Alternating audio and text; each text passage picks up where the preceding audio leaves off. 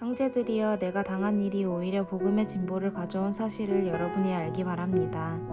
내가 이렇게 사슬에 매인 것이 온 친위대와 다른 모든 사람들에게 그리스도 안에서 분명히 드러나게 돼 많은 형제들이 내가 매임으로 인해서 주를 신뢰함으로 두려움 없이 더욱 담대하게 하나님의 말씀을 전했습니다.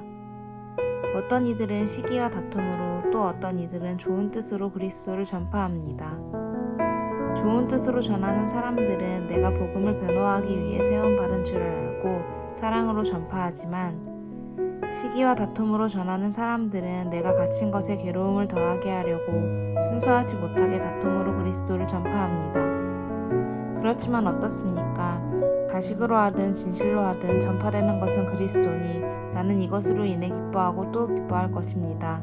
나는 여러분의 간구와 예수 그리스도의 영의 도우심으로 내가 풀려나리라는 것을 알고 있습니다. 내가 간절히 기대하고 소망하는 것은 내가 어떤 일에도 부끄러워하지 않고 항상 그랬듯이 지금도 담대하게 원하는 것은 살든지 죽든지 내 몸을 통해서 그리스도가 위대하게 되시는 것입니다. 이는 내게 사는 것이 그리스도니 죽는 것도 유익하기 때문입니다. 바울은 세 차례에 걸친 전도 여행을 통해 많은 지역에 복음을 전했고 교회를 세웠습니다.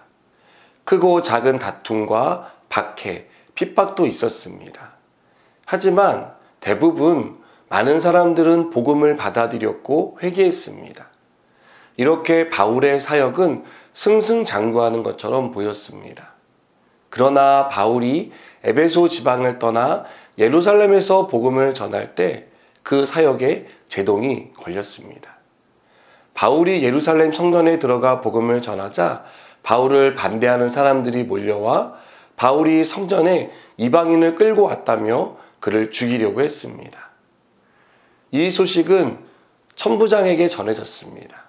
천부장은 군대를 끌고 와 바울을 감옥에 가두었습니다. 이때부터 가이사랴 감옥에서 2년, 로마 감옥에서 2년, 총 4년을 감옥에 갇히게 됩니다. 바울은 12절에서 형제들아, 내가 당한 일이 도리어 복음 전파의 진전이 된 줄을 너희가 알기를 원하노라 라고 말하는데요. 바울이 당한 일이 바로 가이사랴와 로마 감옥에 투옥된 것을 가리킵니다. 그런데요, 바울은 이렇게 감옥에 투옥된 것이 복음 전파의 진전을 가져왔다고 확신합니다.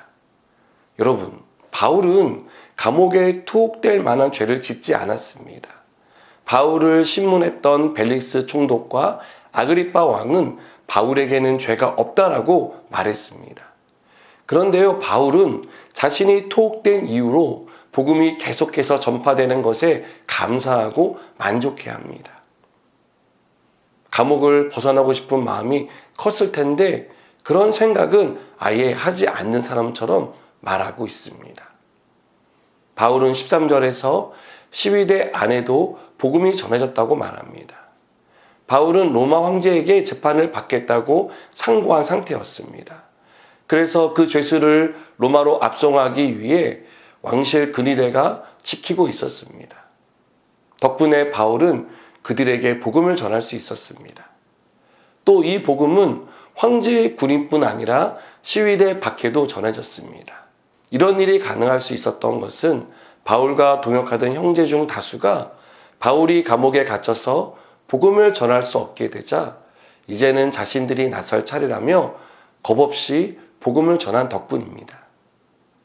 바울은 복음이 전파되고 있다는 사실만으로 기뻤습니다. 19절에서 이것이 너희의 간구와 예수 그리스도의 성령의 도우심으로 나를 구원에 이르게 할 줄 아는 고로라고 말하는데요. 이것은 바울이 처음부터 투옥되는 것을 감당할 만한 믿음이나 능력을 가진 것이 아니라 빌립보 교회 성도들의 기도와 성령의 도우심 덕분에 감당할 수 있게 되었다는 것을 가리킵니다.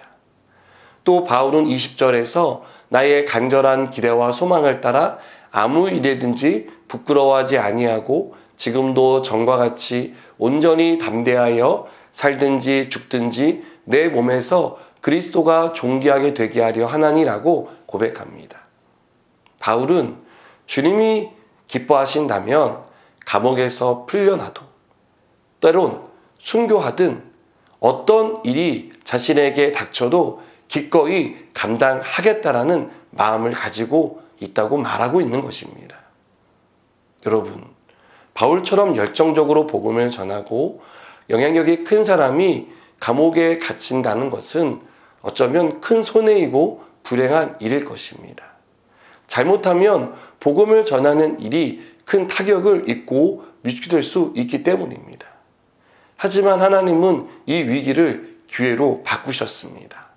바울이 감옥에 투옥되지 않았다면 어떻게 황제를 지키는 군인들이 복음을 들을 기회를 얻을 수 있었겠습니까?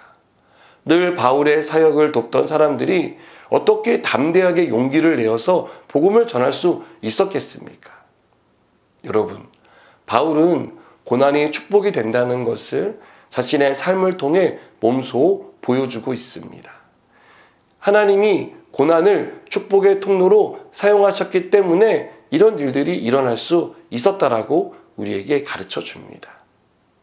우리 인생 역시 마찬가지입니다. 고난이 있고 고통이 따릅니다.